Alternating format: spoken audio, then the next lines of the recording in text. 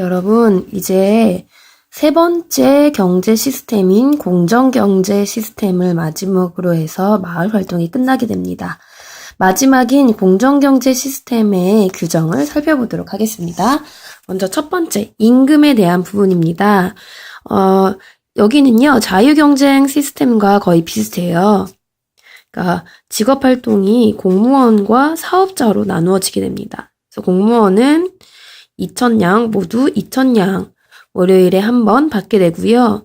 사업자는 수익, 그러니까 벌어들인 것에 따라서 자신이 번 만큼 통장에 기록하면 되겠습니다.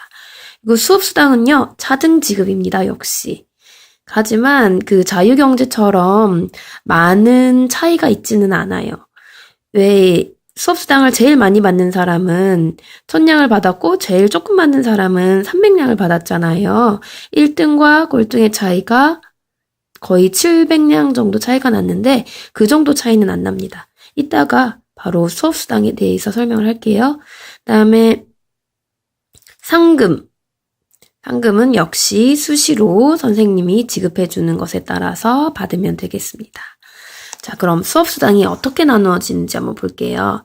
자, 이렇게 나누어집니다. 수업수당 지급표예요.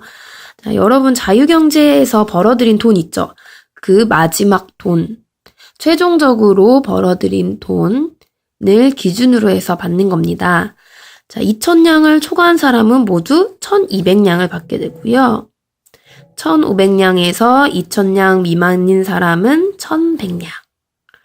1,000냥에서 1,500냥 미만인 사람은 1,000냥. 700에서 1,000냥 사이는 900냥. 그 아래에 있는 사람들은 모두 800냥을 수업수당으로 받게 됩니다. 조금씩 차이가 있긴 있지만 자유경제처럼 큰 차이는 없어요. 그리고요, 자유경제 시스템의 돈은 이제 사라지게 됩니다. 네, 엄청나게 많이 번 사람과 제일 작게 번 사람이 너무나 차이가 많이 나기 때문에 500 몇 배 차이가 났잖아요. 그래서 그대로 가지고 가면은 이 공정경제에서도요, 네, 차이가 날 수밖에 없어서 조금 조정을 하고 갈 겁니다. 자, 어떻게 하느냐? 우리 반에서 제일 많이 번 사람과 적게 번 사람 순서대로 쭉 한 다음에요, 순위를 뽑을 거예요. 그래서 1등부터 우리는 24명이니까 24등까지 있죠. 1등은 1,500냥, 2등은 1,450냥, 3등은 1,400냥. 이런 식으로 자유경제가 1등, 자유경제에서 1등인 사람, 그리고 2등인 사람, 3등인 사람 순서대로 처음 시작하는 마을화폐를 지급할 겁니다. 그리고 21등부터 24등까지는 똑같이 500냥을 지급하도록 하겠습니다. 네, 순위는요, 월요일날 같이 찾아보도록 할게요. 그리고 세금은요, 달라진 점이 있습니다. 임금에 대한 세금은 부여하지 않습니다. 이제까지는 10%씩 꼬박꼬박 세금을 냈는데 그거에 대한 세금을 이제 걷지 않아요. 대신에 토지 이용료, 토지세를 무조건 토지 가격의 10%를 내야 됩니다. 그리고 여기도 역시 토지를 경매를 통해서 자리를 차지할 수 있어요. 이때 지불한 마을 화폐가 있을 거 아니에요. 그때는 이 돈은 마을 세금으로 이용되게 됩니다. 네, 즉 토지를 사용하게 된 그 가격은 모두 다 마을에게 돌아가는 겁니다. 마을 세금으로 사용되는 거죠. 그다음에 생활비는 자유경제에 비해서 조금 줄었습니다. 200냥을 내도록 합니다. 그리고 토지 선택권, 이거는 이제 조금씩 달라지는데요.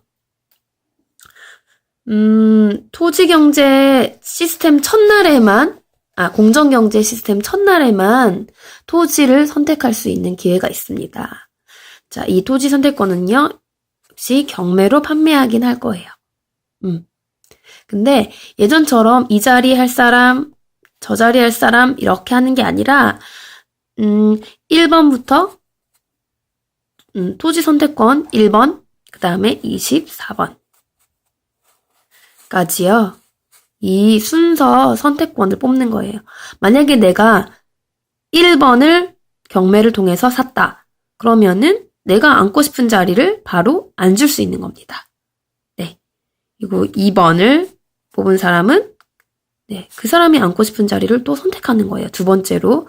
그리고 아무래도 24번째를 선택한 사람은 돈이 없어서 24번을 뽑은 사람은 어쩔 수 없이 남는 자리에 앉게 됩니다.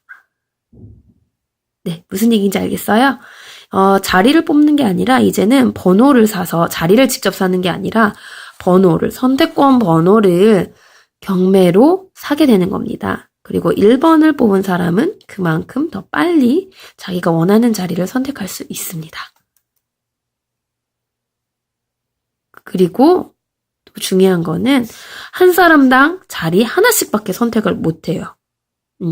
자유경제에서는요, 원하는 사람, 돈이 많은 사람이 여러 개의 토지를 차지했잖아요. 태영이나 민재, 그리고 현수가 땅을 굉장히 많이 샀는데, 이제는 그런 거 없습니다. 한 사람당 딱 자리 하나씩만 살 수 있습니다.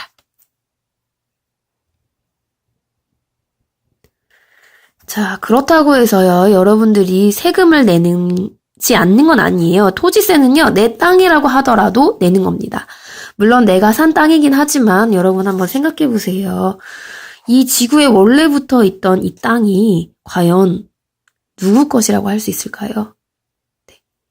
이 공정경제는요, 토지를 물론 선택할 기회를 주지만 결코 그 사람 것이 아닙니다.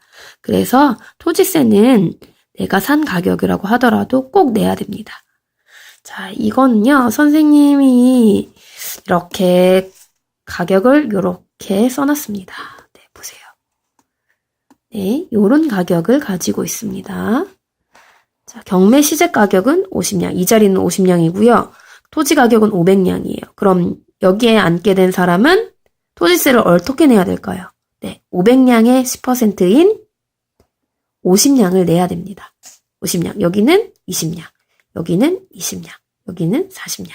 이런 식으로 내야 됩니다. 자, 그리고 시민은 다른 시민과 토지를 바꿀 수 있습니다. 단, 토지는 아침에 한번 바꿀 수 있는 기회를 주겠습니다. 이 토지를 바꾸게 되면은요, 옮겨 앉은 자리에 토지 이용료를 지불하게 됩니다. 네. 그리고, 이제 직업을 좀 볼 건데요. 직업은 자유경제나 평등경제나 똑같아요. 다만 다른 점이 있다면 은행이 생겼다는 점입니다. 자, 은행을 맡는 사람은 선생님인데요. 선생님은요, 파산당할 위기에 처해 있는 그 사람에게 500냥까지 내서 대출을 해줍니다. 물론, 이자를 내긴 내야겠지만 선생님이 사채업자처럼 큰 이자를 내진 않고요. 이 500냥에서 550냥 정도 10%만 더 받을 거예요. 그래서 만약에 내가 너무 돈이 부족하다 하는 사람은 선생님한테 500냥을 빌려갈 수 있습니다. 그리고 나중에 자유경제가 아니죠. 공정경제가 끝나기 전에 550냥으로 다시 돌려주면 됩니다. 자, 그럼 오늘의 미션 나가겠습니다. 미션 첫 번째, 직업을 생각해 오세요.